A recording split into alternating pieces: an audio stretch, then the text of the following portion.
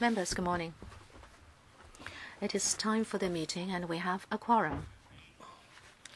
In the 2017-18 legislative session, up till last meeting, we have approved 13 projects totaling $26.6265 billion. There are 4 papers for discussion at the meeting today. Some of them have been scrutinized but have not been completed, and others have yet to be scrutinized. The 4 projects total $3.032 billion. If all the requests are approved by members, there would be a total of 17 approved projects totaling $29.6567 billion. Discounting the block votes for land resumption and also computerization, which cost $2.674 billion, the total project sum would be $26.9827 billion. I remind members, if you have direct or indirect pecuniary interests related to the items for discussion today, please declare the nature of that interest before you speak on the item according to ROP 83A.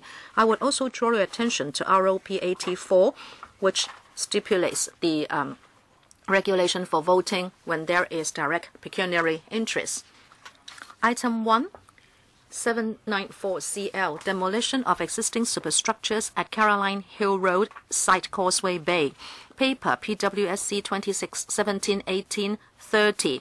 Members are invited to upgrade the project to Cat A, an estimated cost of $52.6 million in money of the day prices. We started to discuss this on the 19th of March, and we are going to continue with the discussion. You have the list of officials attending for this item, and basically it's the same list as last time. Last time, 4 members asked questions on the paper. Let us look at the queue. Ms. Tanya Chen has also pressed the button. Mr. Eddie Chu, first round, 4 minutes.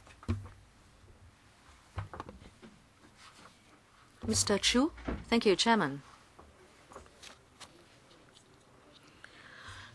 We discussed this last year at the PWSC. I moved an adjournment motion. Still, I am in objection to it today. Why? It is because the money sought for the demolition of superstructures at Caroline Hill Road in Causeway Bay is a typical example of unreasonable arguments. The reason advanced is that they would like to free up land in order to have the land auctioned to build the Wan Chai Court building. It totals 1.84 million square feet, but then you need to rezone the land, you need to go to the TPB, you have to submit a traffic impact assessment, and then you must go through public consultation before you can do the rezoning, and then you can sell the land and redevelop it. But now the administration is saying we need to demolish the structure first, and then we would apply for rezoning in due course. That is why, even now, it is still unwilling to let us have the TIA for the development of such a big piece of land totaling 1.84 million square feet. I think they are hitting below the belt. We are not given all the information in order to discuss the paper. Actually, the purpose is that they would like to build the courts and also a commercial building. But insufficient information has been given us to discuss the paper. Also, it is going against the convention of the administration. In the past, before demolition was applied for, the zoning would have been applied for. I remember the Qingyi Transport Department Vehicle Examination Center and the To Kwa Wan Center has to be demolished. That was included in the Kai-Tak OZP, and rezoning was already completed. There was public consultation. It was turned into open space before they came to fund, asking to ask for fund. And then there is another item in the line, which is to demolish the Central Post Office. Many members objected to it, but at least they go through the process, saying that now it has been rezoned. Now it is a comprehensive development area. At least you did public consultation. At least the TPP discussed it. I'm telling you an example in the past and another example that will come before us, and that is before demolition, rezoning would have been completed after public consultation and all the technical assessments. Unlike this time, it is saying, sorry, I don't have any information, just allow us to demolish it first. And the chairman is on their side saying that future development has nothing to do with this project. No, that is not the case. I understand the administration would like to sell the golden lot in Caroline Hill Road. But there must be rezoning first and demolition should follow. That is the basic respect you should show to the people and the Legislative Council. If the government does not retract the paper, I will act according to ROP 33 to move an adjournment. Mr. Eddie Chu, will they answer whether they'd like to retract the paper? Mr. Leung, please.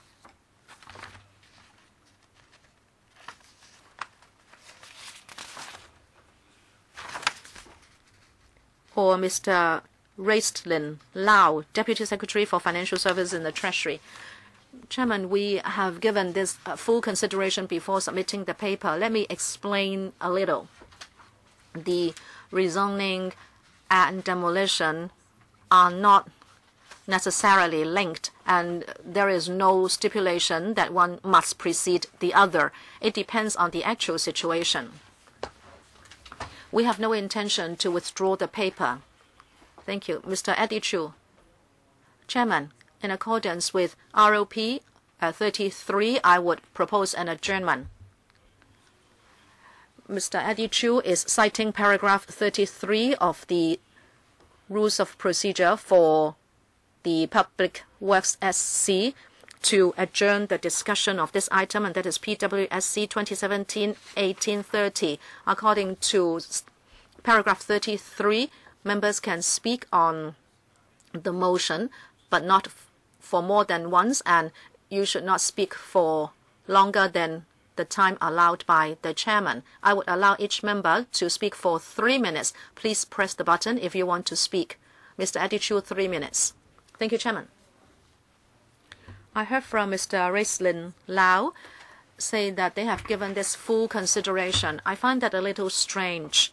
We have read the paper. The paper states clearly that the demolition is for the building of the court building and a commercial building. Now, if you have not included that in the paper and you tell us that you just want to demolish it because it might collapse or something, then you still have some reason. But now you state very clearly that you want to build these two buildings, but that is not legitimate for the time being because there is no rezoning and the development cannot take place according to town planning laws. That is unreasonable. I have looked at previous examples of demolition considered by the PWSC, and it's very clear that it is always rezoning first, demolition last. And that is the basic respect you should show to the people and the Legislative Council. Chairman, I understand we cannot move motions for adjournment lightly, and I have read the papers today saying that they are shuffling the items because there is a big backlog. I'm all for shuffling the items so we can clear some of the backlog. And I am proposing this adjournment motion in order to complement your effort. Because imagine that I have a point and members hear me, and if the adjournment motion does not take place, members will continue to ask that question, and the administration has to answer the question. And that is why, well, they answered Ms. Lau Siu Lai, an ex-member, and they gave us a stack of reports measuring almost 6 inches thick. But those papers were only about traffic, environment impact resulting from the demolition. But your own paper says that you are doing A because of B, but you let us know nothing about B, which is the development of the district court building and the commercial building spanning over 1.84 million square feet of land. This is what we are concerned about. If you are following this discussion, the reasonable step you should take is to withdraw the paper, so you can follow your convention, and that is rezoning first, demolition last. So you put things back on the right track, and then you can also have the opportunity to supply papers, especially that on TIA, to the public and the LegCo, so we can have a legitimate discussion. Dr. Fernando Zhang, 3 minutes. Chairman, you are demolishing the superstructure. This includes the ex-EMSD headquarters and also ex-CAS building and also PCCW Recreation Club.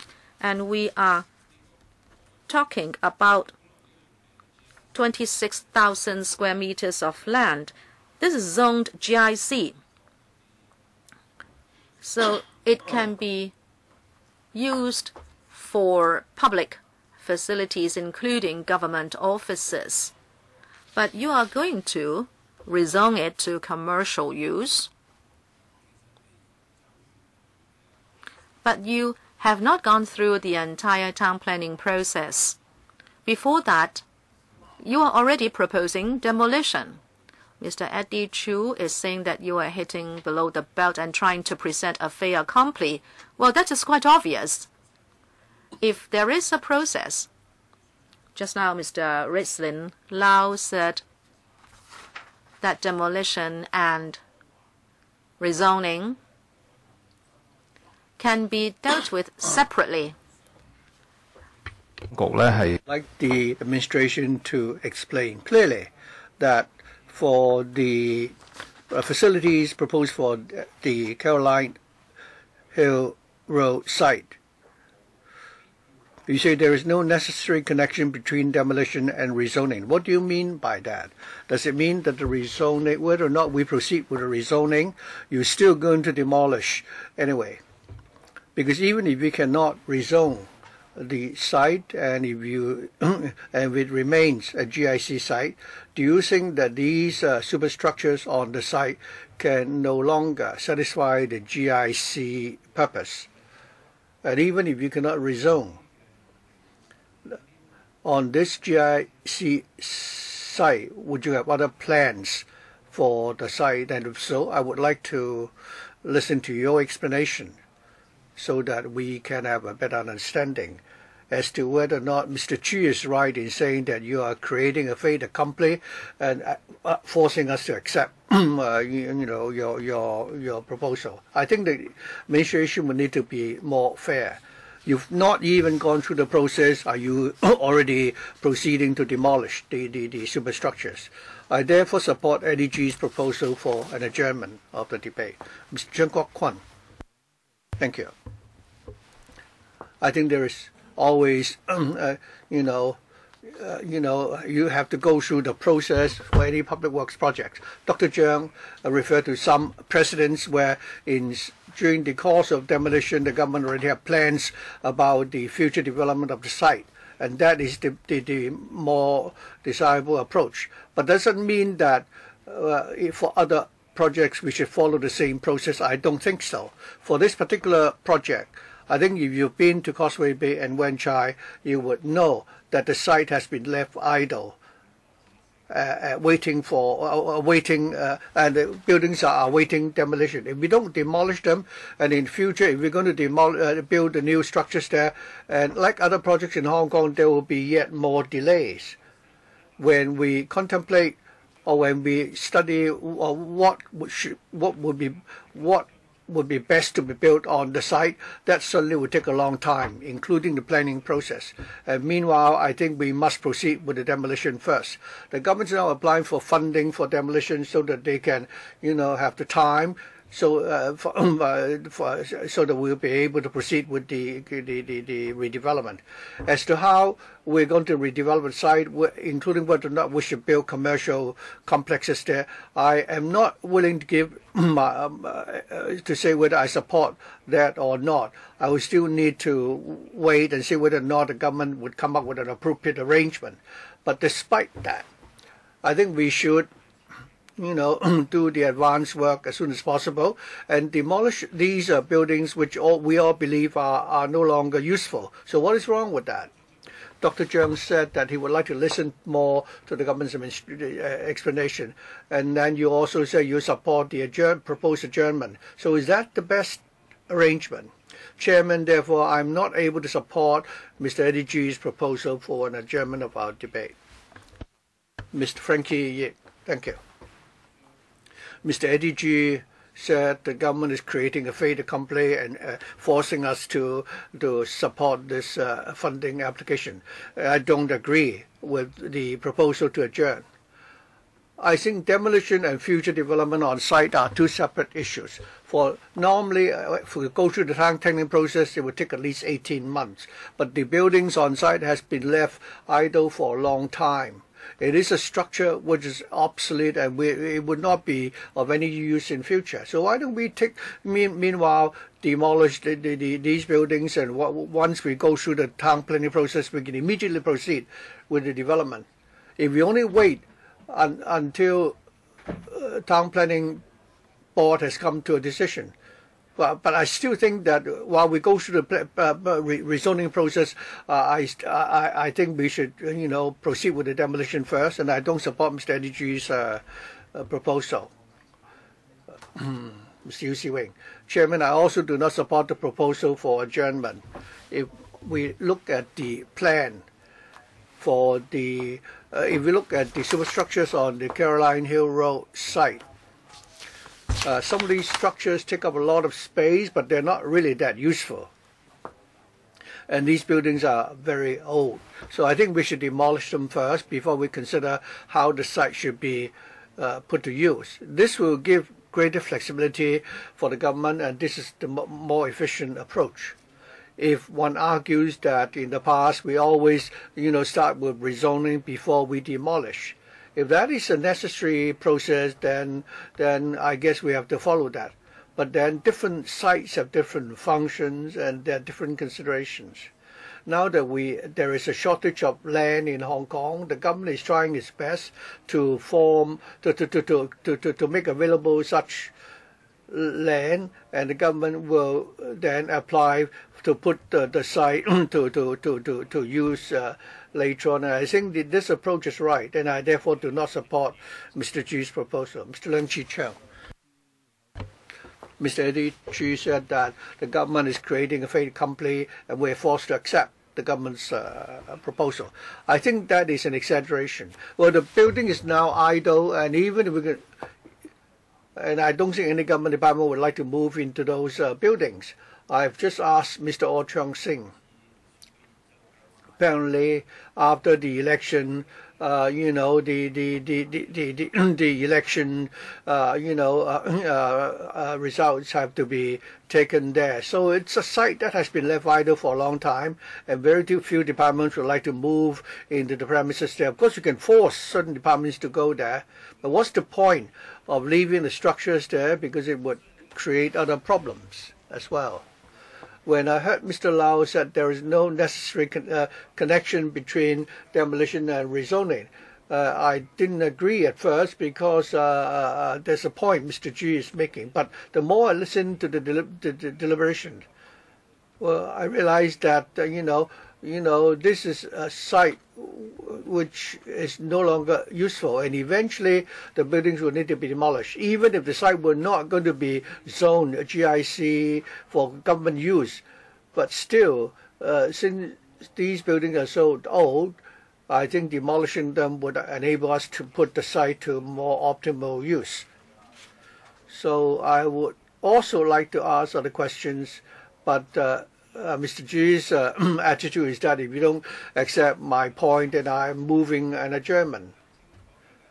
I think if we ask all the questions we want to ask, about how the government, what proposed arrangement for the site, that would be more desirable.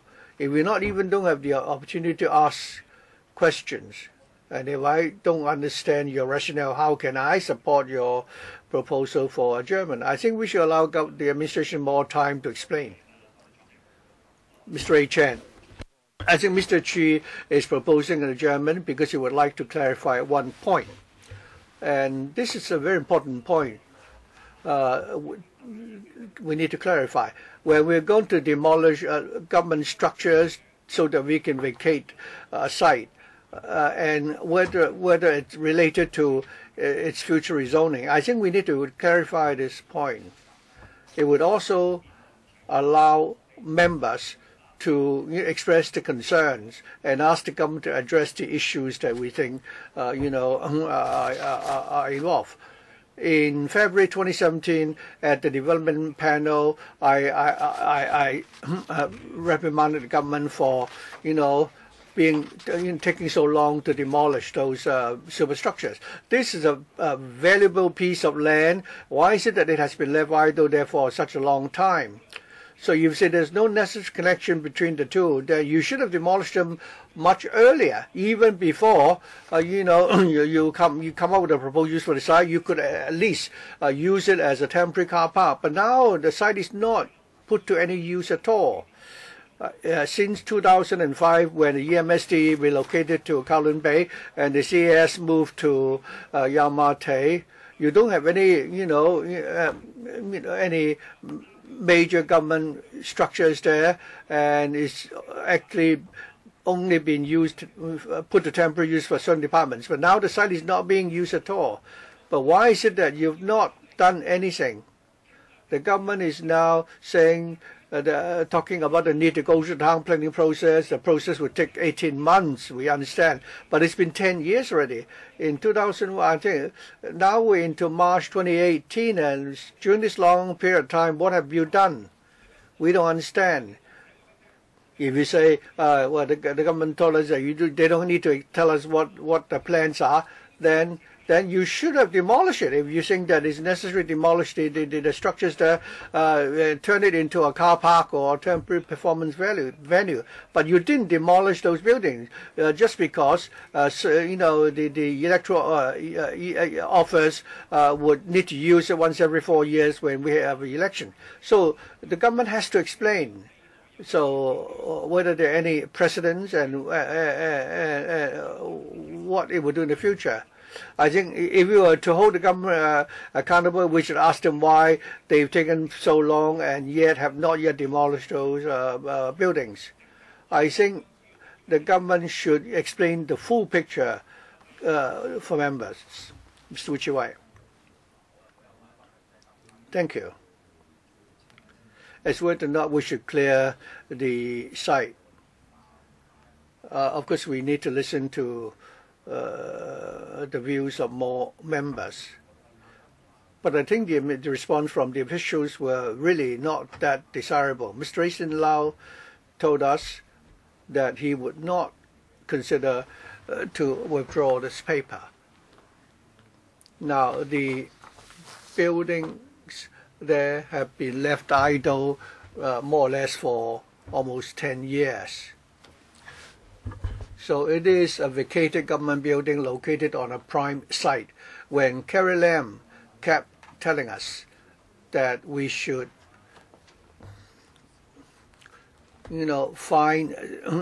provide for temporary accommodation to resolve the housing problems, and that temporary sites could be allocated to NGOs to provide for temporary accommodation.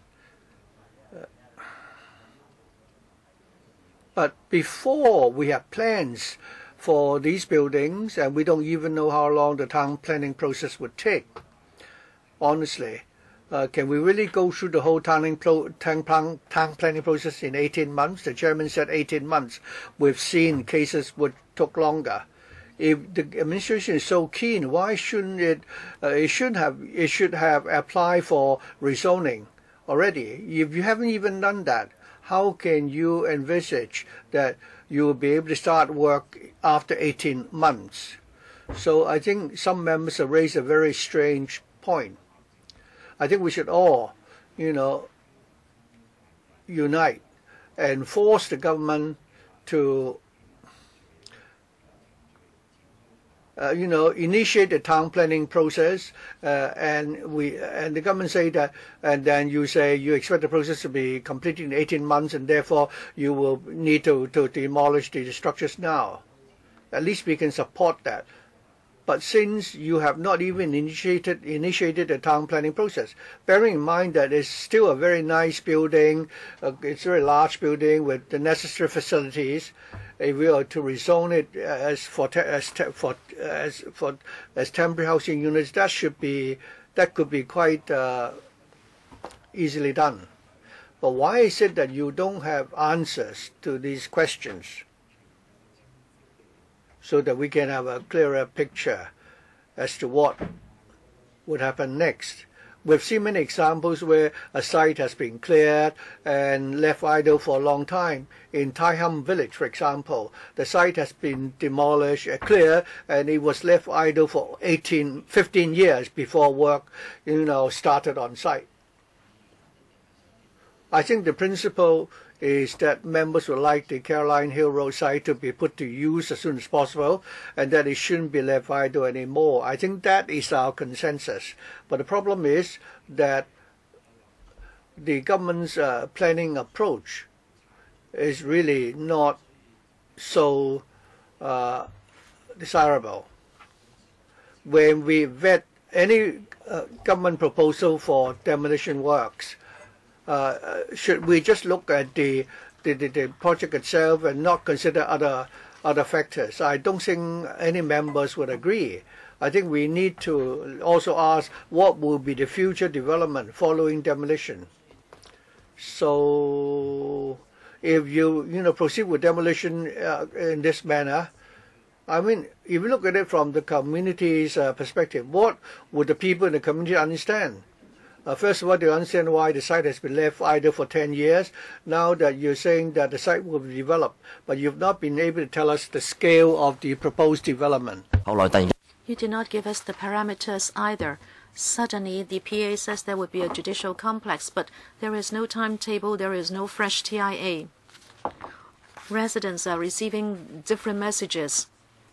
They're still not clear what will happen, and then the legislative councils would say, oh, it doesn't matter, just let us demolish it first. And then starting with the discussion, you did not tell us why you want to go for this approach, why you go for demolition first, how can it help you, how can this quicken the process? And you have not been answering the questions, but the chairman is already pushing us to say, don't ask such broad questions, don't ask this, don't ask that.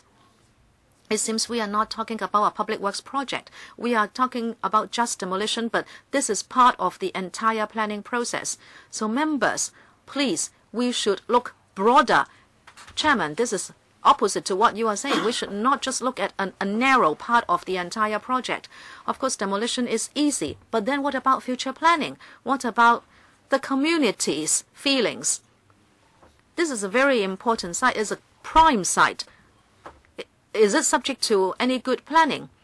And is this kind of scrutiny any example of good governance? You should reflect upon yourselves. No one wants to stand in the way, but you are submitting this to the council without the information we require, and this is why Mr. Eddie Chu is moving an adjournment. Okay, if no other members want to speak, I will ask Mr. Rhys-Lin Lau to respond. Thank you, Chairman. In fact, the administration is most willing to answer questions on this item from members and why this has to be done now and why this should precede rezoning.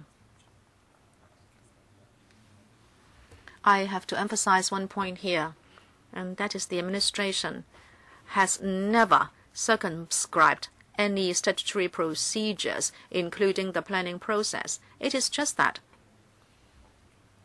we'd like to put the site to the best use as soon as possible, and that is why we would like to advance the demolition works. Members would like to know why there has to be demolition and whether the buildings can still be used. Well, members can get all that information during discussion of the paper, and we are very happy to answer questions. We're just in opposition to adjourning the debate now. Thank you. Just now, some members expressed views on my conduct of the meeting. I'd like to reiterate that the PWSC has its own special jurisdiction. The FC has given us the task to scrutinize PWP proposals and funding requests from the administration. As to the planning and development of a site, that should be discussed at panels. That is why, take this item as an example. Later on, its planning will have to go to the town planning board for sure. And this is going to be a large-scale development in this particular area, whether it is for government facilities or other facilities. And I'm sure this will go to the relevant panel for consultation with LegCo. So it is not that if the PWSC endorses the demolition, then there will be no more discussion on matters of our concern in future. I'd just like to reiterate that point. Mr. Eddie Chu, you have 1 minute to respond to the debate. Mr. Chu. Thank you, Chairman. I will reiterate that I am moving this adjournment motion in order to help clear the backlog in our agenda. Because if you continue with this, I don't know when the discussion will end. And I'm also talking about the Finance Committee. Just now, many pro-establishment members said that the administration should go for demolition first, and then they can consider the future uses of the site. But that is not the case. The paper has told you what will happen to this site, and it is just that they don't explain further, including what will they do about the TIA. Chairman, this is the last time we can have a discussion with a binding effect on the administration. I understand we can discuss in panels, but what Mr. Reslin Lau said was actually about questions we have already asked, but no answers have been given. Sorry, Mr. Eddie Chu, your time is up. You only have 1 minute to respond. I will now put the motion to the vote that this subcommittee decide to adjourn the debate on PWSC 2017-18, paper 30. Those in favor. Mr. Eddie Chu claims a division. The bell will ring for 5 minutes.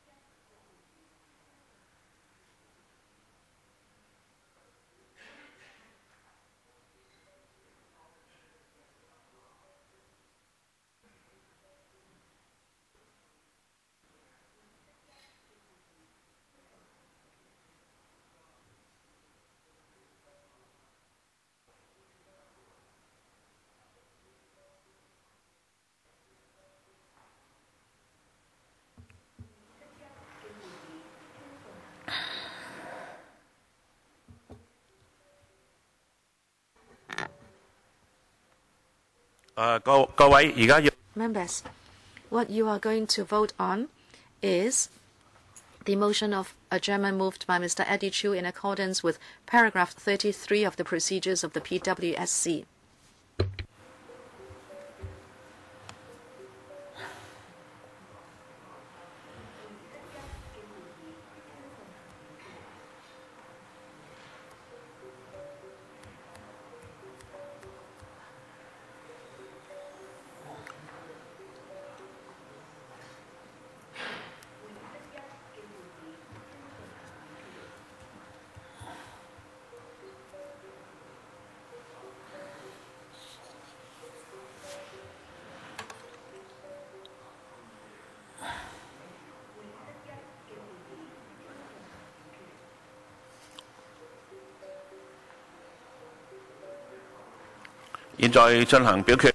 Will members please proceed to vote?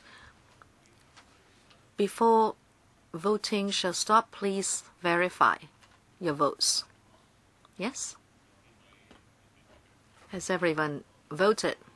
Voting shall now stop and the result will be displayed. 22 present, 5 yes, 16 no, 0 abstention. The motion of adjournment is negatived. We'll continue our discussion. 好，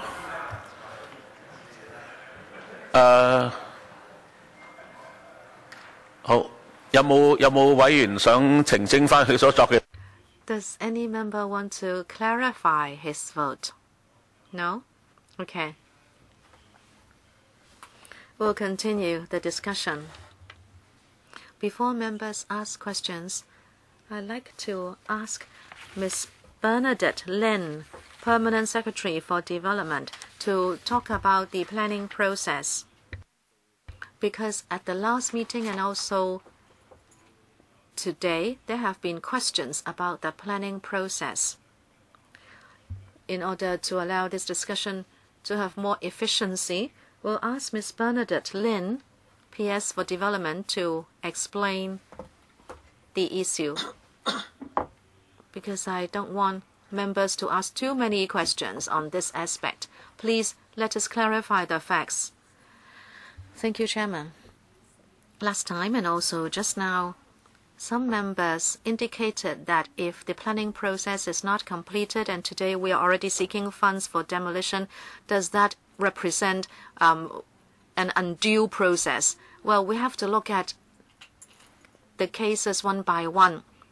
Take the project as an example.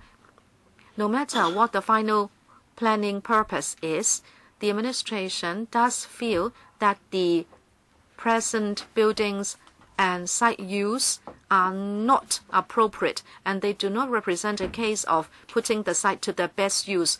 Therefore, whether or not there will be a particular planning result, the administration is saying that there is a need to undertake demolition now, and I will let you know why. In the paper, you can see we are proposing to demolish a few buildings. A post office recreation club and the PCCW recreation club granted with a short-term tenancy. The administration has indicated expressly that these two recreation facilities are no longer needed.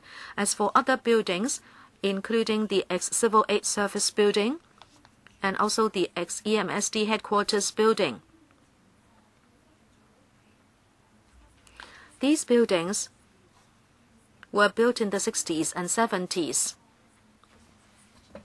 There is now a spalling of concrete and they are very dilapidated. The administration has assessed these buildings and huge funds and a lot of time would have to be plowed in if these buildings have to be kept because they will need to be refurbished. But even so, even you do it for these two buildings, the recreational facilities will not be required anyway. And if you keep the 2-hectare land as it is not about the best use of the site.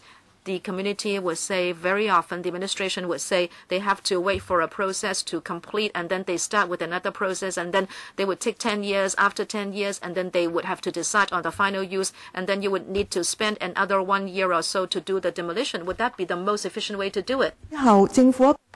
So the government's position is very clear, and that is given no matter how we're going to put the site to use in future, the current state of the site is not very satisfactory, and therefore we should actually, try to demolish it now, so that after we've decided on the future development following the town planning process, we can, we can proceed with the development. So there is no, therefore, necessary connection between the two.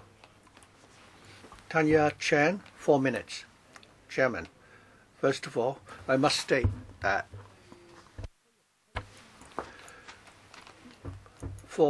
you now have eventually found a site to accommodate the district courts, because right now the district courts are already overloaded, and we've also received some feedback from small legal firms that when there's such a big distance between these courts, and the Caroline Hill Road is not so easily accessible because it's not near the MTR stations, and the district court is likely to move to the area near the waterfront next to the electrical building. So sometimes the lawyers have to go to 2 different courts,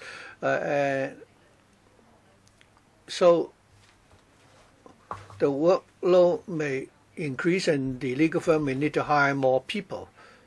That's the message that we have received. More importantly, I'd like to learn more about the ratio between the commercial complex and the court buildings. If you're going to build commercial complexes and courts there as well, what will be the traffic impact, and would there be any security issues? Especially, I'd like to ask a question regarding the PCCW Recreation Club and the site on which it's located. It is now operating on a short-term tenancy, and it's a private club. According to the lease, these private recreational clubs could be actually, taken back for public services. If you were to take back the site for GIC use, I can understand. For the location you propose to build the district court, I'd like to have more details. But now that there is a demand for more premises on the part of the courts, have you considered using the entire site to build court facilities rather than adding a commercial complex there, making further aggravating the traffic congestion there? I don't think you'll be able to resolve these issues. I cannot accept that in the Causeway Bay area, that is under the leadership of I think the government is going to build another large commercial complex next to Times Square. So there's already serious congestion there. I think the situation there is hopeless. They will never be able to resolve the congestion problem there. If we were to build more facilities there, I think the problem can only get worse. So how have you ever made an assessment? And also, if I look at previous PWSC papers, you've never mentioned in the past that you're going to build a district court there. If you're not able to give us answers today, I hope that you'll give us a paper. Although this may have nothing to do with the future demolition. Like Mr. Eastlin Lau said, we can ask questions through, we can continue to ask questions about this project. Mr. Leung Lap Kay. Thank you, Ms. Chen. As we reported to this committee 2 days ago, the future use for the site is that we're going to use the site to build the district court facilities, which will not exceed 70,000 square meters. For the commercial complex, no more than 100,000 square meters. our colleagues from the planning department will be more than happy to provide you with further details. Ms. Chen asked about the part of the site occupied by the PCCW Recreation Club. It is a GIC use, but we'll be happy to provide a paper after the meeting to answer Ms. Chen's question. Mr. Wuchiwai, earlier on I raised a very important point. Although the demolition and the future plan for the site is not necessarily related, but doesn't the government have the duty to say that after the demolition of the site, how are you going to use the site, in the interim? It's not the first time that we've seen, the rezoning taking a long time. Now, do you know that the public is not really so much against the demolition per se, but rather if you don't demolish a site and you don't put the site to use, or after you've demolished the structures, superstructures there, you don't put the site to use, whether we're going to demolish or not, I mean, the buildings have been left idle there for 10 to 20 years. Could you tell the people of Hong Kong, that is, if you say you now have all planned, so do you have a timetable to apply for rezoning to the TPB? And what will be the timetable in respect of the town planning process? And if the town planning board does not approve your application, do you have a fallback plan, so that at least we have an idea of what your blueprint is, rather than telling us that after we've demolished superstructure we can expedite the process, because that would be depend on other departments. Ms. Bernadette Ling. Well, we've said that if we demolish the superstructures there, we'll be able to save time. Well, that is the present plan. In the short term, so we will be initiating the town planning process. We will first, consult the relevant district council, and then we will gazette the proposal. According to the statutory town planning process, it's going to take roughly about 11 months. If everything goes well, and the demolition we get the funding for the demolition project, after we're finished with the town planning process, it's more or less the same time when we would have finished the demolition, and then we can proceed with the development. Mr. Wu suggested that if we cannot go through the town planning process smoothly, and we're not going to rezone the site according to our plan, then the building or the site will be left idle, and then we have what will be the time gap before we go to the next round of town planning application. How are we going to put the site to use? The site is located on a prime location, so the government will come up with some short-term uses for the site. As we've learned in the budget speech recently, it was suggested that the government will set up a $1 billion of funding, so that for vacant sites like this one, we can all work together to come up with a suitable use for the site. For example, for this vacant site, could we put it to other uses? I think we have an open mind on that. Now, if you have such a clear timetable and roadmap, shouldn't you also include that in the paper, rather than just telling us in a cursory manner that in future you're going to rezone the site and you can use the site to build a commercial complex and a district court? You should have a proper timetable. When are you going to start the procedure? Chairman, if I remember correctly, in our other responses, we've already answered the question. But I agree with Mr. Wu. If we could have included the information in the paper, it would be much better. But we've never hidden the information all along. In responding to the inquiries previously, we've already responded and explained when we're going to initiate the rezoning process. I think our response then was that we will do that in the second quarter or the first half of this year. Mr. Michael Teen. Thank you.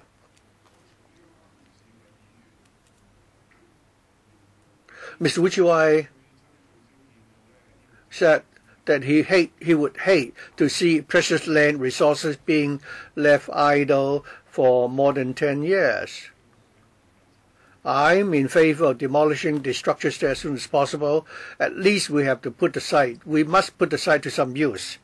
But I am in a rather conflicting position because if the Town Planning Board does not approve your application, what will be your fallback plan? The fallback plan is that you're going to use the site to build courts, and that would not take up 100,000 square meters. But we don't know how much land the court would like. If the court would be willing to take the entire site, then you can demolish the whole site immediately, and then you can, you don't need to erect tall buildings. You can build more court buildings there, but you don't have a response from the court there. Now, if the Town Planning Board doesn't approve and the court doesn't want a part of the site, and then you would demolish the superstructures. You put some shorter structures there, but we don't know what they would be. I assume that you'll be building community facilities then.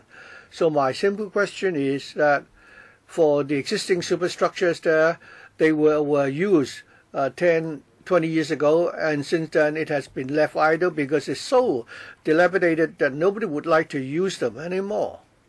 And hence it has been idle for more than 10 years. Or is it that you've been holding the site because you want to develop it? If it were the latter, then there is this argument that you're waiting for the Town Planning Board to give you the green light first. If you don't get the green light, then after you demolish the site, the court district doesn't accept the site, you cannot build a commercial complex there, and then you will end up having to build community facilities there.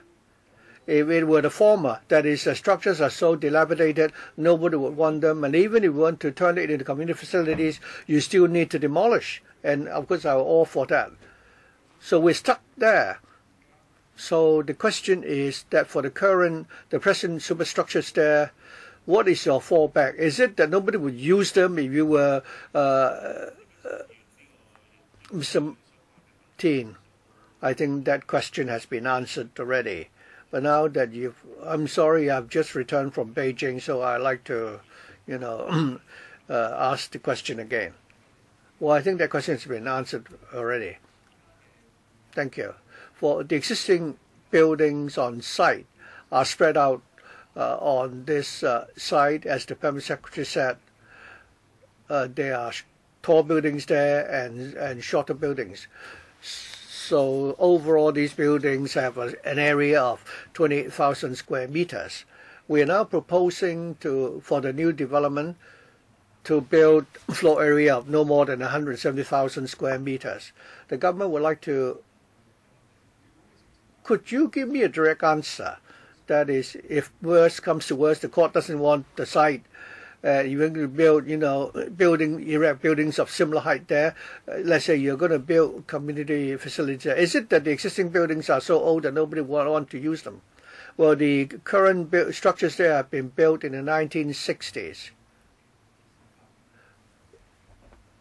And they are GIC facilities, including government buildings and offices and amenity facilities. I think the current state of these buildings are such that it's not suitable for them to be used. As we've heard earlier, there is already spalling of concrete in these buildings already. Next, should I press the button again? Yes, you can join the queue again. Mr. H. Fong, your second round. Just now the Permanent Secretary explained that the facilities there and the buildings there are not put to use. we agree. If the future development is to use the site to build a commercial complex and a court building, for the proposal to build district courts there, I'm more in favor of that. I don't think that would be controversial. But there is another important point which is not explained in the paper, and we don't have enough discussion in the community. In the paper, you say you propose to build, court facilities and commercial complex there, but we don't have any details in the paper. Do you really have to, develop a commercial complex there on the site? What is the ratio? You have not included that in the paper. Has that been agreed? What's more, there will be traffic problems generated from this massive development. Our estimate is that you are not going to be able to deal with the traffic problem. When you go to the district councils, the TTC of district councils are already asking these questions. You cannot say you just want to demolish the buildings and that's it. When you cannot answer those questions and you want our support, I would think that would be comparatively difficult for you. And I have asked the question which has not been answered. Do you really want to demolish the buildings? If you have some commercial development in mind, why don't you allow the future developer to demolish the buildings? You haven't given us a timeline in the paper. You said that you could let us know the timeline in another paper. I'd like to know how much time can be saved. What are the advantages of your present proposal? I haven't heard that from you, neither is that in the paper. Mr. Ted Hui, I have heard Miss Bernadette Lin answering your questions, but I haven't heard her say how much time has been saved. Miss Lin? Chairman. The member said that there will be some commercial facilities, and also he asked about the TIA. Later on, we are going to consult the DCs and we'll go through the town planning process. I will really want members to understand this, but you may say, if you don't discuss those, how can I talk about the funding proposal for demolition with you? I already clarified just now that our thinking is that the two are not necessarily related. I hope I have answered your question. As for the timeline, in the short term, we will go to district councils for consultation, and then we'll gazette the project. That will take place in the coming 1 to 2 months. We will go through the normal town planning process, which will take about 11 months. And according to the PWSC, the demolition project will take us to sometime in the year after. So the two can run parallel. Why is it that it is not for the contractor or future developer to demolish the buildings? Chairman, if the government does not demolish the buildings, we will not be able to show that we are also mindful about efficiency.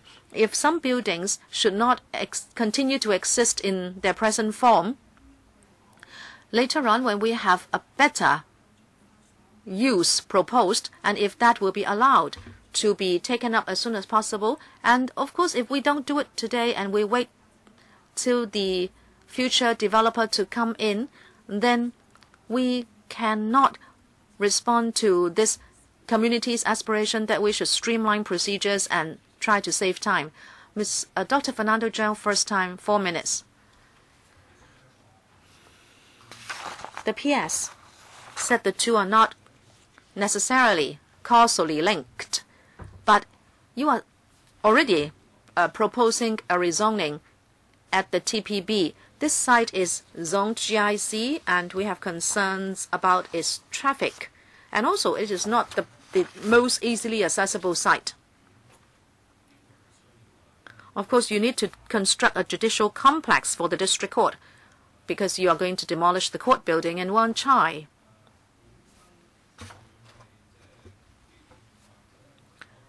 There are the ex-EMSD quarters and also the ex-CAS building. Well, they, in fact, can shed light on the future uses of the site. The welfare sector has got many self-help groups for patients, for the disadvantaged. It's very difficult for them to find a venue for their association or groups. Say, for example, Stephen Hawkins, he has just died and he is suffering from atrophy. There are groups for patients of this disease. Even if we have already got a donation of $30 million after the Ice Bucket campaign, we still cannot find a venue. And I'm really thinking about these buildings. You can open them up for Hong Kong's self-help groups so they have a venue for meeting. These buildings may be old. The PS said these buildings were built in the 60s or 70s, but as long as there is a gathering point and as long as it is barrier-free, the building would still be a desirable place. Have you considered that kind of planning? This is a GIC site. Ms. Young, the member from the constituency, has pointed out that there is a gross lack of leisure and recreational facilities in Wan Chai, and this is Ms. Clarice Young.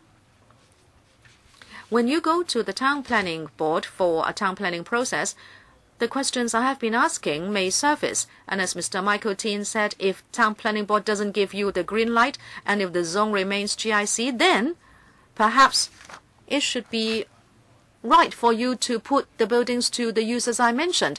And demolition would therefore not be the appropriate option. You say planning and demolition may not be necessarily related, but I'm telling you there is a link. Have you considered this? Dr. Fernando Zhang, I will allow the officials to answer you, but I must point out that your question has been covered. It has been said that the buildings are not in a desirable condition, and there is also spalling of concrete. Even if the GIC use will be preserved, the buildings will have to be demolished. That is quite clear. I have heard your question, and I must point out that the question has been repeated. I am just pointing it out to you. I'm not saying that the officials should not answer you. Well, it is all right. Then perhaps you can submit technical papers and studies to show that these buildings are already quite dilapidated and they must be demolished and there is no other option. Just now, some members asked about the town planning process, how much time is required, and also how that can dovetail with the demolition timetable. Your oral answer has been quite clear, but members have asked for a paper. Dr. Fernando Zhang has asked about the present condition of the buildings. Even if there is repetition, I think you can include that in the paper. All right? Next, Ms. Tanya Chan, 3 minutes, second round. Thank you, Chairman. There will be a judicial complex and it's going to be very close to a commercial building. Do you think that's appropriate? And what is the basic configuration? There are 2 old and valuable trees and 1 important tree. And I'm referring to the PWSC paper. You have this site plan. I'd like to ask about security. Have you been in contact with the judiciary to try to understand how much land they need, whether it be the magistrates' court, the district courts? Many of these courts are beyond their capacity. Look at the West Kowloon Magistrates' Court building. It's a new building. I'm not saying that we always want new things, but are you sure that they only need 70,000 square meters? Because you need to transport suspects and defendants to the building, and you must be mindful about security. Can I ask the Deputy Director of Architectural Services to answer the question? Ms. Winnie Ho. Thank you, Member. We understand there are 3 important trees, including 2 OVTs. We have written very clearly in the paper that we can protect these trees. In the contract, we have required the contractor that if there is any damage to the trees, we will do something. This will be reflected in his assessment report that he is deficient in his capacity, and if the damage is serious, there will be penalties and the contractor will have to pay compensation. What about security for the judicial complex? And also I'd like to follow up. When you resume private club sites and GIC sites, what criteria do you use in order to use the entire site or part of the site for commercial purpose? If it is a planning question, I can defer to the Planning Department District Planning Officer. Mr. Lewis Cow, thank you for the question. Talking about land use, we can look at it on 2 levels. First,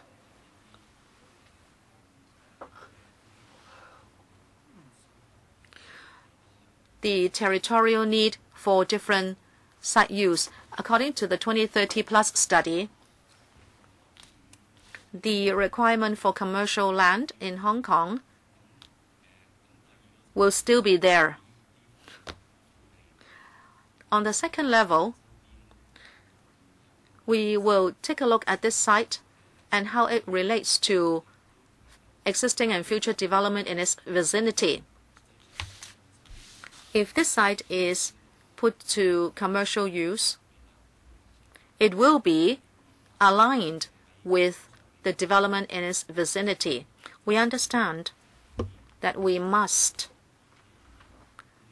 be watchful about traffic impact study, and that is why we are now doing this study.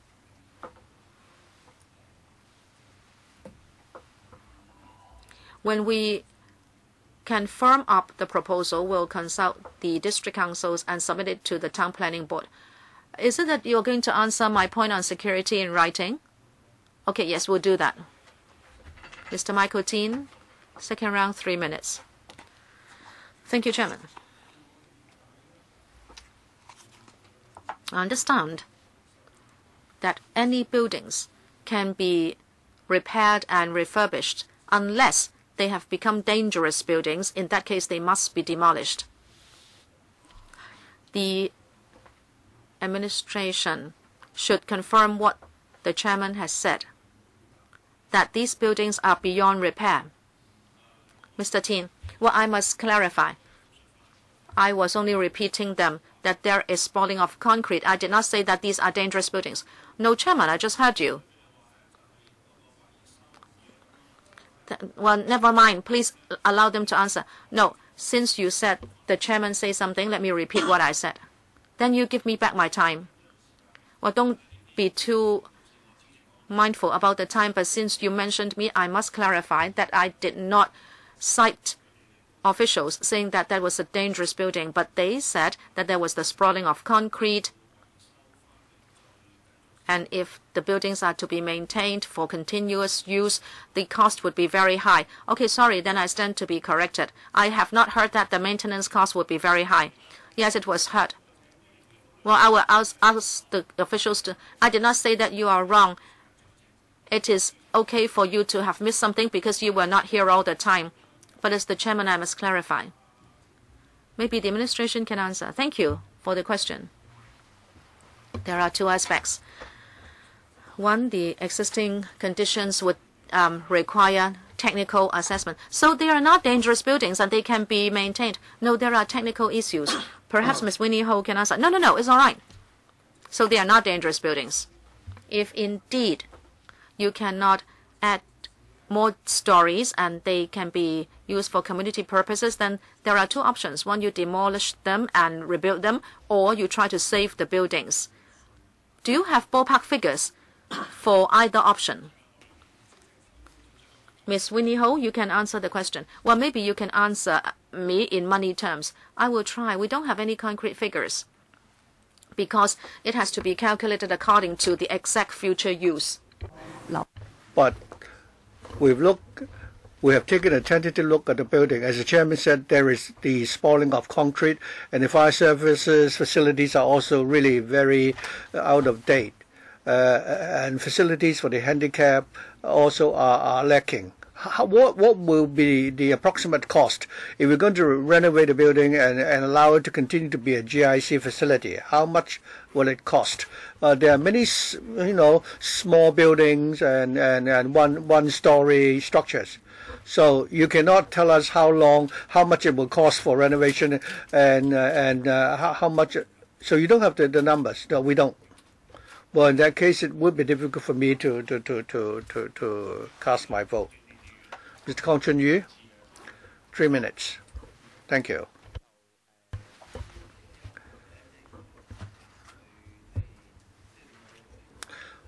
I don't think we can have a peaceful discussion on this subject this morning, because this is something of great interest to the Wan Chai District Council. Well, this is a prime site, a GIC site. If we're going to, this is the last piece of, community GIC site in Wan Chai. You say that you will consult the District Council, and you said that you will be consulting the District Council, but this is the only large GIC site which will be gone. And the Wan Chai District Council itself, Wan Chai is well known for the shortage of, recreation facilities for the whole territory of Hong Kong. And secondly, according to the planning standards and guidelines, there should be 2.3 kilometers per capita, but Wan Chai is way, below that. Now you're going to demolish the superstructures there, and you're going to build district court facilities there. But what about the community users? Wan Chai has such a serious under-provision of community facilities. How is the government going to compensate for that? Thank you for the question. First of all,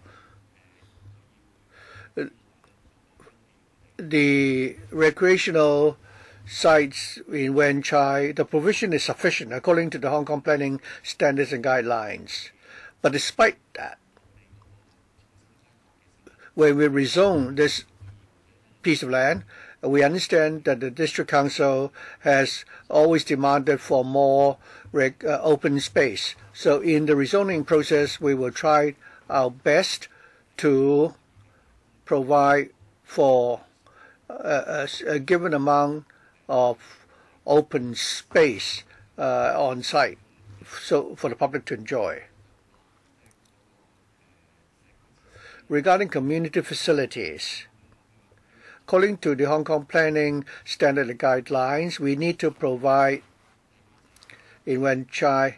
I think we have a sufficient provision of these facilities in Wan Chai, Chairman. If that's the case, on March 6th, the Wan Chai District Council had a meeting, and their members objected to the Wan Chai and Causeway Bay outline zoning plan. And in their deliberation, they asked whether or not we can cut down on the commercial land for commercial facilities, and we should have more provision for GIC facilities. Now, who would like to respond to that? Thank you. At the District Council held on March the 6th, indeed, we heard the District Council members expressing their concern about the amendment to the Wan Chai Causeway Bay outline zoning plan. At that meeting, we explained that the proposed amendments in that outline zoning plan that there will not be any change to the land use. The last time we went to the district council, we were consulting their members about the building height restrictions and that we were proposing a relaxation. But as far as the land use is concerned, in the outline zoning plan, there was no plan to rezone or converting more sites from residential to commercial use. Cheung Kok Kwan, 4 minutes. As I said during the adjournment debate, the government is now applying for funding to proceed with the demolition first, and I have no objection to that. But as to how we're going to develop the site in future, I think we need more information before we can decide, especially in the paper. For the district court, I don't have any strong views, because in Hong Kong, to find a suitable, even the judiciary don't have much choice as far as a suitable site for the court facility is concerned. So if the judiciary can accept that, then I have no objection. But regarding the commercial development on the site, we all know that in Causeway Bay and Wan Chai, there has been very keen demand for commercial space. Now, the site originally is not for commercial use. Now that you are going to use it for commercial development, then how much more commercial space are you providing for Wan Chai, Hong Kong? And if you don't proceed with this plan, I think you're already diverting the commercial development to the Eastern District and some of the new development areas in Kowloon. So if we don't put this site for commercial development, is it the case that there is a serious under-provision in Wan Chai or Causeway Bay? And secondly, we know that whenever we have any events in the government stadium at night or religious activities taking place there, tens of thousands of people will attend, and people will go up and down the Caroline Hill Road. And so the situation there is not so desirable when people disperse after the activity is over. So in your plan, would you also be willing to consider providing for some corridors of facilities so that when activities take place in the government stadium, you can have channels to actually manage the pedestrian traffic? Thank you. Mr. Gu. Thank you. Regarding the demand for commercial premises,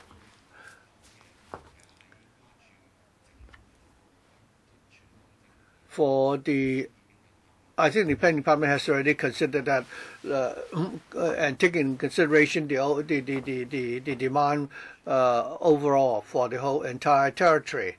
According to the 2030 Plus study, by 2023, I think in Hong Kong, we still require 480,000 square meters of commercial space, and by 2030, 210,000 square meters of commercial space.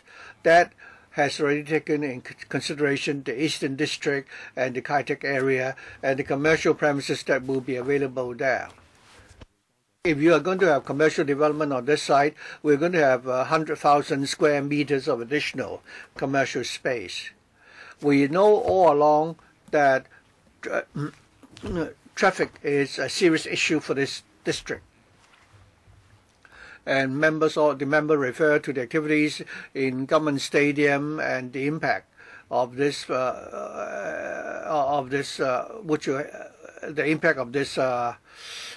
project proposal on the traffic situation.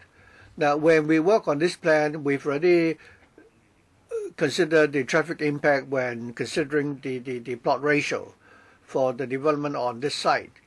For most commercial sites in Hong Kong, the maximum plot ratio can be 15 times. But for this particular site, based on the present proposal, the total floor area divided by the total size, I think we're only talking about a plot ratio of 7 times. Fernando Zhang. Thank you. The officials just now admitted that they don't have any figures regarding cost so that we can make a comparison. That is, if you're going to renovate these structures compared with the demolition option, what would be the cost efficiency for both options? They're only saying that these buildings are old, we have the spalling of concrete, the fire service facilities are out of date, and there's a lack of, barrier-free access, and that's why you need to demolish. As the official said, the question is what use will you put the site to use? If you're going to convert it for commercial development, you're going to make a windfall. The developers will also make a windfall. So you don't care how much it will cost to renovate. You have no plan at all to renovate the old buildings there. You just want to dispose of the site to make a profit. That I can understand, but you dare not admit that. You're just telling us that you're going how long it would take to demolish and how long it would take to renovate. You cannot give us the numbers. That is actually not acceptable. You're just, shuffling this down our throat. So I talk about the self-help associations just now. For example, residential care facilities. There's a serious shortage of such facilities for the handicapped and the elderly, and even for homes for children. There is an urgent demand. We have some children who are not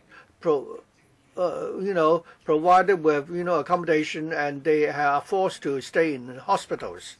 Why won't you consider building these facilities? And instead, Jim, simply you're just telling us you're going to put the site to commercial development. So the planning process is not yet being. You have not gone through the town planning process, and still you're telling us that you will insist on demolition. So you're just insisting on what you want to do. You don't care about the procedure. You insist that you want to do it. And even before you can do it, you will still resort to these methods to create a fait accompli. It's like the arable land. You just, first of all, destroy them so that they will become brownfield sites, so that even if we don't rezone, the site which originally has a value has now been turned into brownfield sites. So I think the kind of logic is rather strange. And I think you're just forcing this on us. Why won't you, maintain the site as a GIC site? Why would you not place some community facilities there? And why are you insisting that it should be for commercial development? Now, let me briefly respond, if I may. The existing buildings there has an area of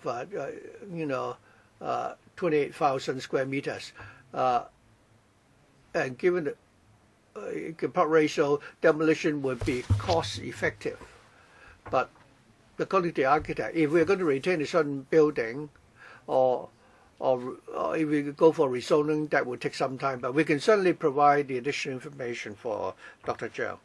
Dr. K.K. Kwok, your first round. I believe that there won't be any controversy regarding your proposal to build a district court there. But there are 2 points I'd like to make. First of all, 100,000 square feet of commercial space, or meters rather, would it further aggravate the traffic congestion? And secondly, the site originally is a GIC site. Right now, the government is, spending billions of dollars and asking the NGOs to build facilities there because we have more than 6,000 elderly persons, who are waiting for the turn to be admitted to these residential care homes. Same for the disabled. So they have to wait for more than 10 years. And it's not that we don't allow you to demolish the structures on this site.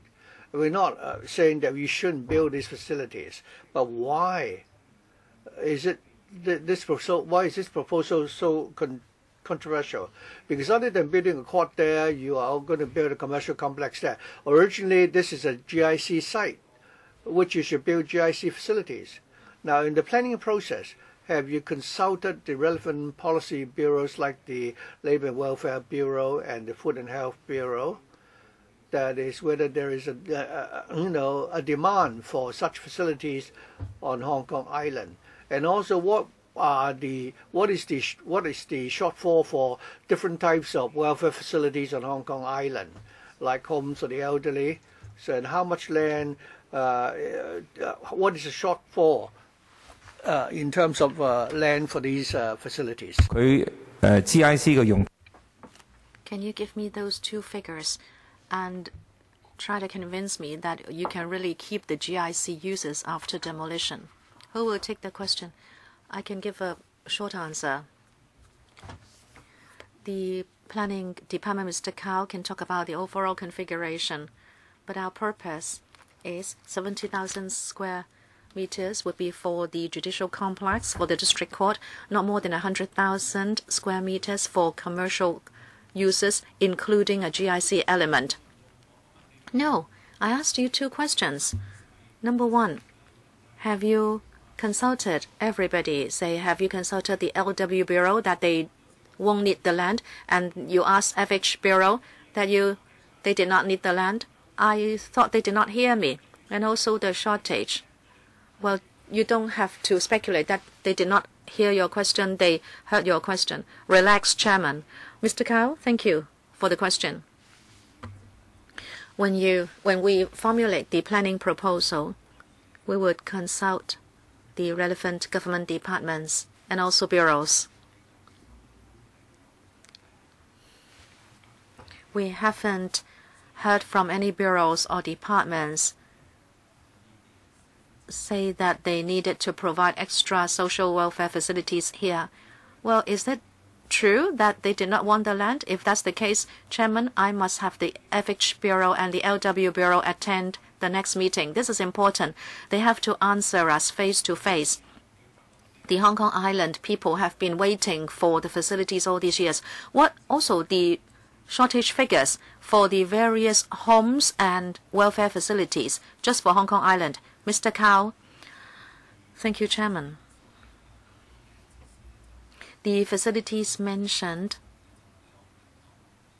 are not to be provided according to the population in Hong Kong PSG. I would have to seek the figures from the relevant bureaus. Okay, supplement them after the meeting. Next, Mr. Ma Fung Kwok, 4 minutes, first round. Thank you, Chairman.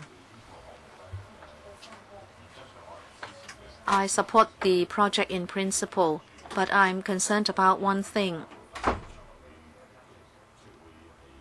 Part of the site will be zoned for commercial use in future. Traffic will be a big problem. Even if no activities are held at the Hong Kong Stadium during peak hours and also during holidays, Lockwood Road and Link Road going downhill are a problem. I live there and I experience congestion every day, and sometimes the congestion is serious. And if part of the site will be for commercial use, have you assessed the possible traffic impact?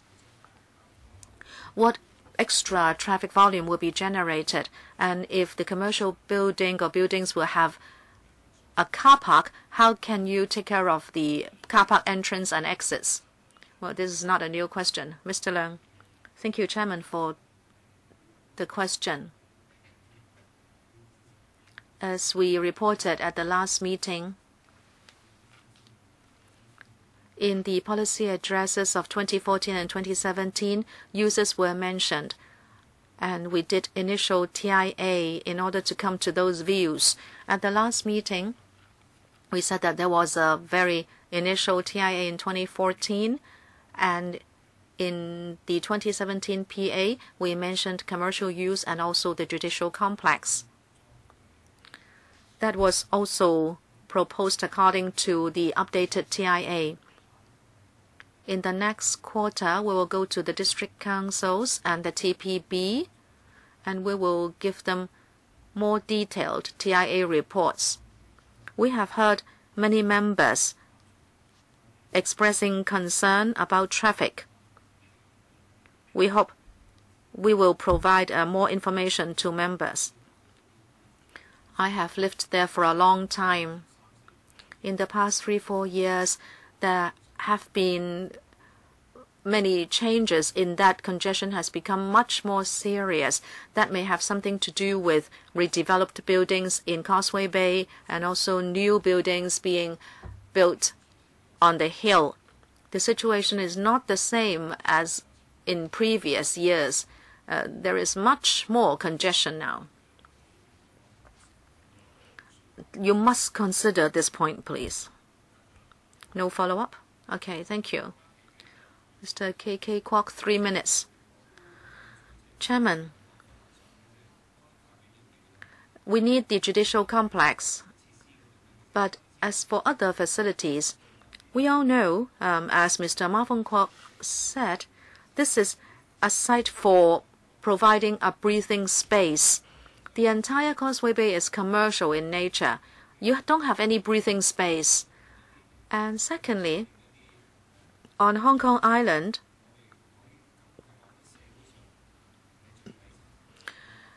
it is difficult to find any space to take care of the disadvantaged, including the disabled, the elderly. They are not taken care of. You don't have any new land on Hong Kong Island. It is not that we don't allow you to demolish buildings per se, but you must maximize the use of the site to help those in need.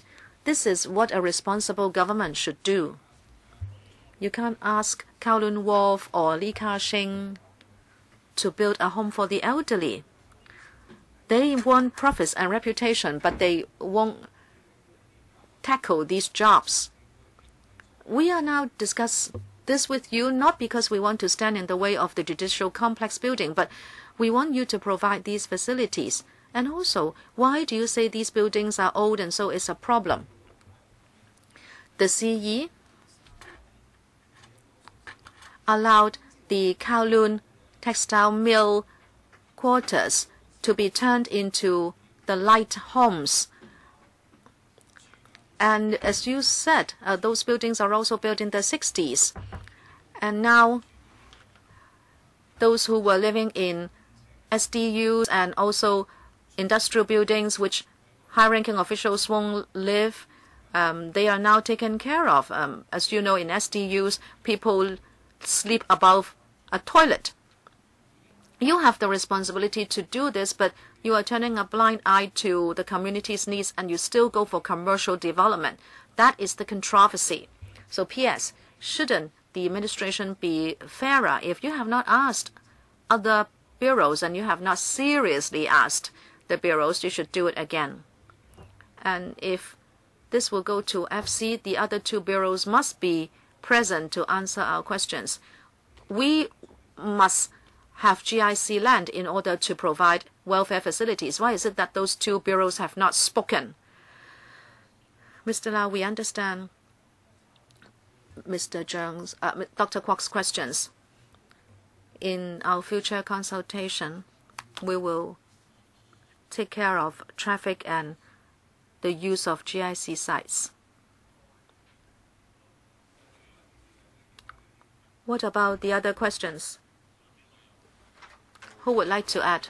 Nothing else to add? Ms. Claudia Mo, second round, 3 minutes. Thank you, Chairman. I'd like to clarify something.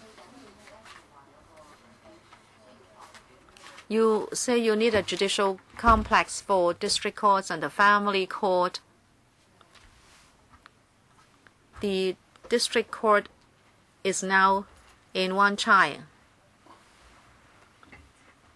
Actually, that building may not be demolished, and courts may not have to be moved. Is that right? Ms. Claudia Mo, we have had a meeting for quite some time, and you are still asking this question at this juncture. I really don't know who to direct the question to. the Wan Chai courts have to move. And we have had very early announcement that we need to provide land for courts. No one said that the courts must be moved. Well, if that's how you want to overthrow the premise, I don't know how we can carry on with this discussion. Well, never mind. You are using up my time. Mr. Francis Leung, PAS. Chairman, this has to do with the overall planning for the removal of the courts. I remember when we discussed our last item, we considered the relocation of certain government facilities. Well, yes, and I remember Ms. Claudia Mo's view about preserving the 3 buildings in Wan Chai. I noted the view of Ms. Claudia Mo. As to whether the future site would include a judicial complex and also a commercial complex, as a technocrat, my understanding is that we are discussing the demolition of buildings. But as to the premise for the demolition, I can provide the information later. Your attitude tells me that you have already decided on your position and that there is no more room for discussion. So why are we having this discussion? You have enough votes, and so you can call the shots as you like. And the administration is always saying that Hong Kong has a land supply problem. I find this a little strange. Why is it that you do not include any residential use?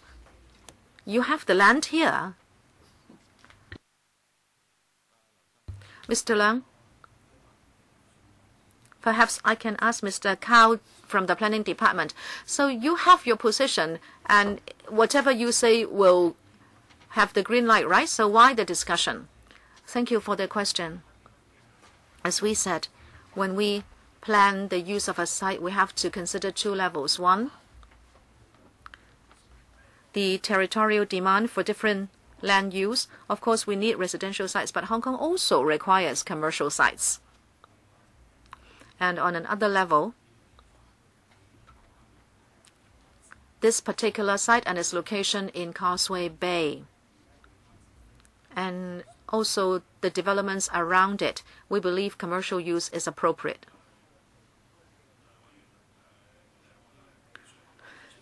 Members, I must point out here that Ms. Claudia Mo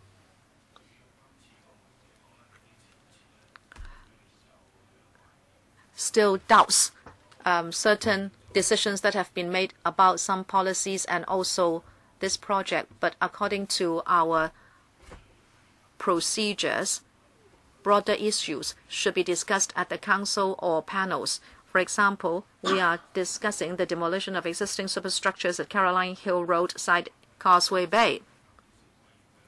And this has been discussed at the development panel. The panel supports the submission of the project to the PWSC. But if we go back to the issues that should have been taken up at the development panel, then it will be extremely difficult for the PWSC to complete our discussion in a reasonable manner. And also we would be contravening our procedures and also the jurisdiction delegated to us by the FC.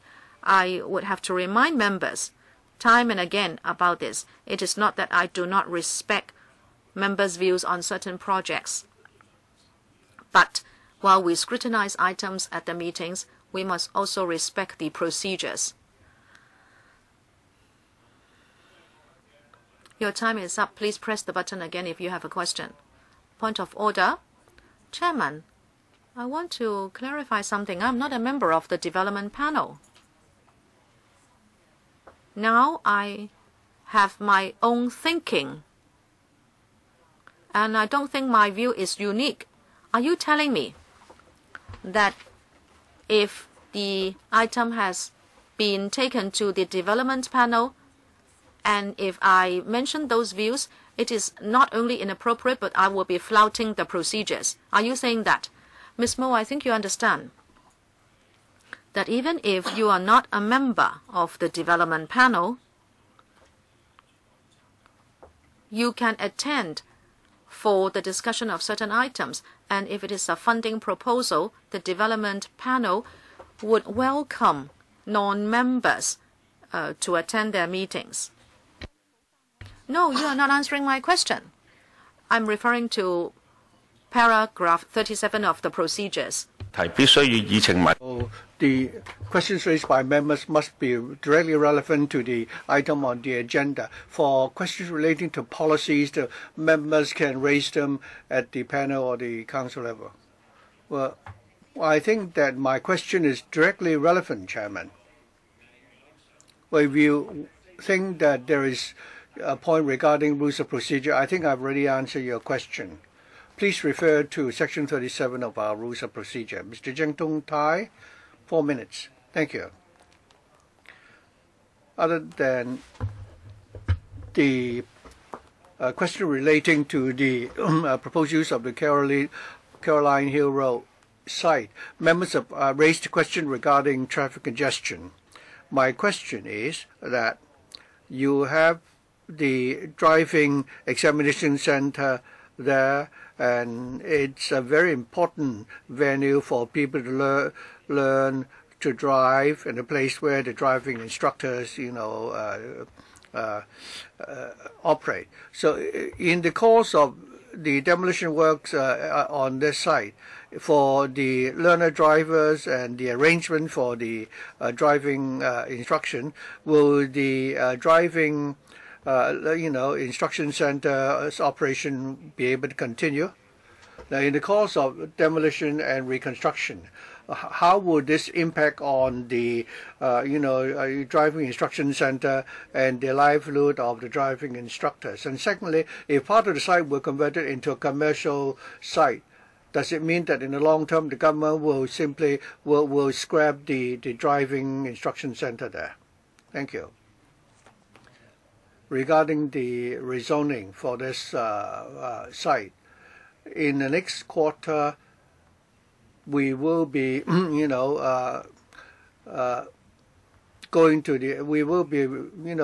the proposal to the district council for discussion, and also we'll go to the town planning board.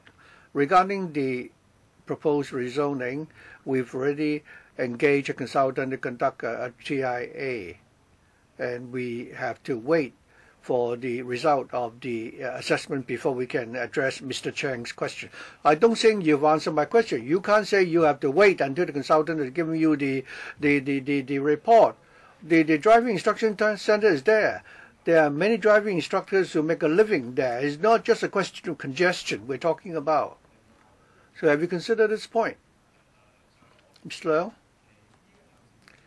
Well, the information we have so far is that we've not heard that the consultant will propose any changes regarding the driving instruction center. So you say there won't be any impact. You've not heard the consultant saying that there will be an impact. Are you saying that there won't be any impact? According to the information we have available, yeah, Mr. Leung, perhaps you can provide members with a paper after the meeting. Now, regarding the arrangement for the driving instruction center and also the route for the learner drivers examination, yes, Mr. Leung already said that he is willing to supply the paper to give us the supplementary information. Eddie G, your second round. Thank you.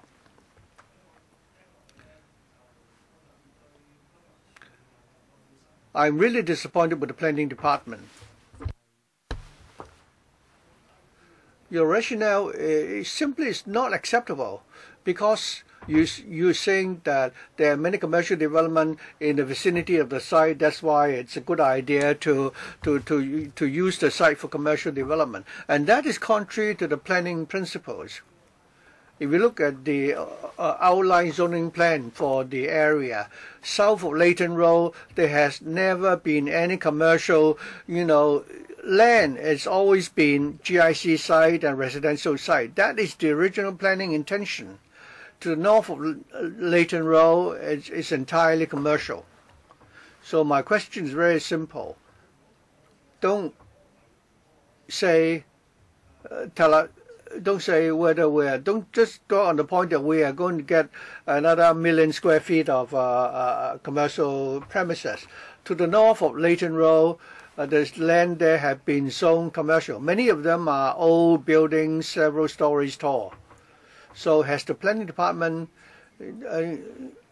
consider how much additional floor space can be created if you were to redevelop, the old buildings there? Lockhart Road, King Long Street, Paksa Road, and Nam Phong Road. At least we have 3 clusters of land there.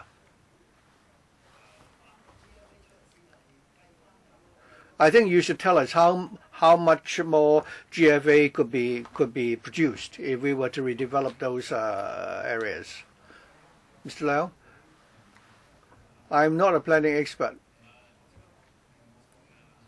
Mr. Lau, I'd just like to briefly respond to Mr. G's question. Of course, we have to take into certain parameters in conducting our planning. Whenever we have a project, we will make an assessment based on the information relating to that project. And so what exactly are you saying? Perhaps I can ask Mr. Koo. You've used half a minute already, Mr. Koo.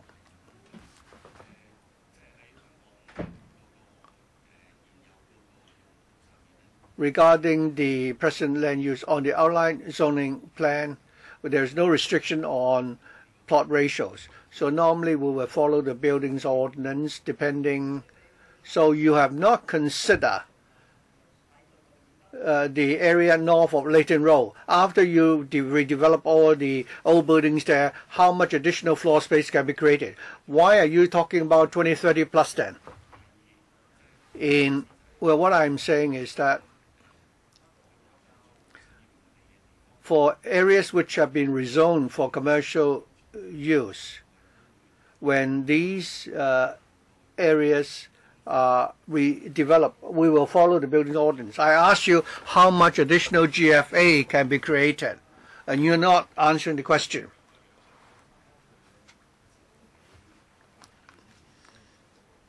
Regarding the ratio between the commercial complex and the court facilities, why 37%? The more I listen to your answer, I'm more convinced that this is just an arbitrary answer. What is the basis for you to come up with this proportion? You said that there is still a shortfall of several hundred thousands of square meters of commercial space. What about court facilities? What is the shortfall?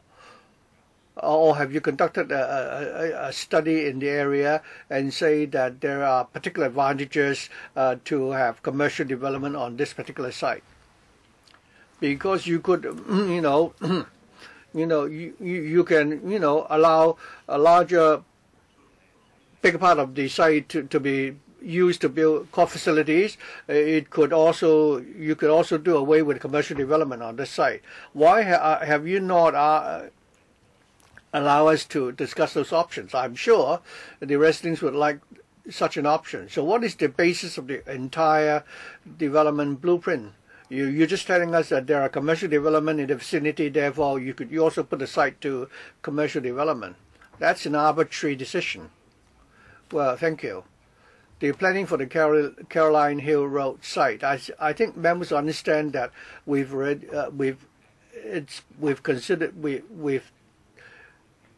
considered this for a long time. When considering the redevelopment of the site, we had the estimate. That is, if the site were made available for other uses, how much additional floor area could be provided? The original estimate was 170,000 square meters.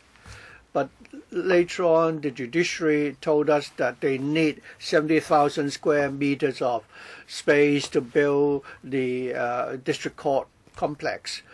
deducting the 70,000 for the remaining 100,000 square meters, we are proposing to use that portion for commercial development. Tanya Chan, the court told you that they need 70,000 square meters. When did they give you that number? According to my understanding, it was in 2016. That's the information we obtained from the judiciary. Chairman, I think the logic here is rather odd. If you read the paper and if you think about the last item, we're told that the government is moving the tower to Kai Tak for the immigration tower and the computing. Originally, they were proposed for commercial development, and then all of a sudden, last time we were told suddenly that they're going to, to develop it for convention, hotel, or facilities, and also some commercial use. And now the welfare facilities, they are waiting for a long time to be allocated with sites. And it's so difficult for the welfare organizations to be allocated a site. For this is only 100,000 square meters of land, and you're still, proposing to have a commercial development there. So if you were to build a family court or other judicial facilities there, plus some community facilities there, I think you could have a better configuration if you did that. Looking at the plan, I support the proposed demolition. The reason is very simple, because these buildings are very old. I wonder whether or not they could be retrofitted and turn them into courts, because you need to provide cellars for prisoners and so on. And you also need to preserve the trees in the area. And I don't know whether the buildings could be preserved, because some of them contain asbestos. So I don't know whether or not after redevelopment these buildings could be used as courts. But I still am not convinced that you must include the commercial development on this site. I mean, the site has been left idle there for such a long time. There is already traffic congestion, and now you're going to build 1 million square feet of commercial premises space there.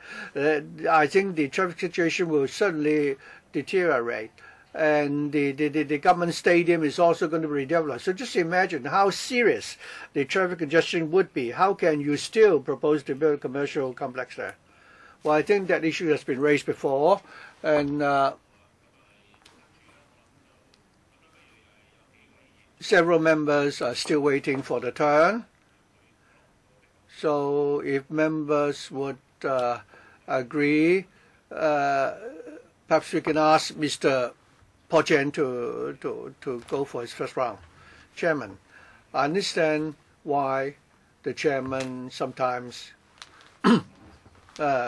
may lose his patience, having listened to all these questions, and sometimes questions which are not directly relevant to the agenda item. Today we're here to discuss whether or not we should demolish or not demolish the superstructures there, and what are the consequences if we don't demolish. And we're talking about, we're deliberating on the feasibility of the proposal, rather than going back to what we discussed 2 years ago, whether we should relocate the courts, how much space they would need, what are the security issues, and so on and so forth. All these are not really relevant. But I think you can always revisit grounds which have been covered before, but then we would be, blurring the focus if we did that. So I understand members' concern. For example, Madam Yeung, the fellow district councillor, asked many questions. She's a district councillor, but many of these questions are not really are not really relevant to the agenda item today. So I must clarify. Well, sometimes the government officials are not willing to give us clear answers, or not willing to answer our questions. And for example, it will not be difficult for them to retain the site, and how much it would cost to renovate and so on. So there are different possible uses. The cost involved will be different. So we are going wrong and wrong, and I don't think that is a fruitful exercise. as for the traffic impact, I've lived in the area for a long time. I'm a Wan Chai district councillor myself.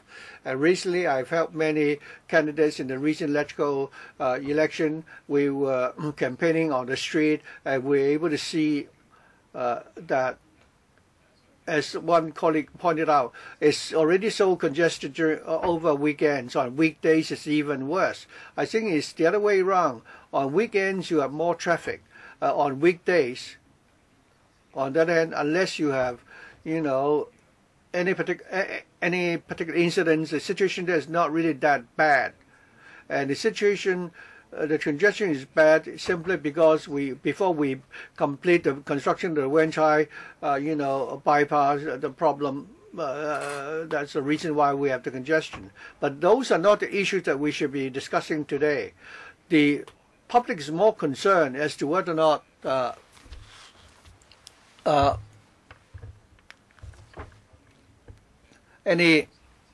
after demolition, the site will still be left idle. 呢個情況會唔會？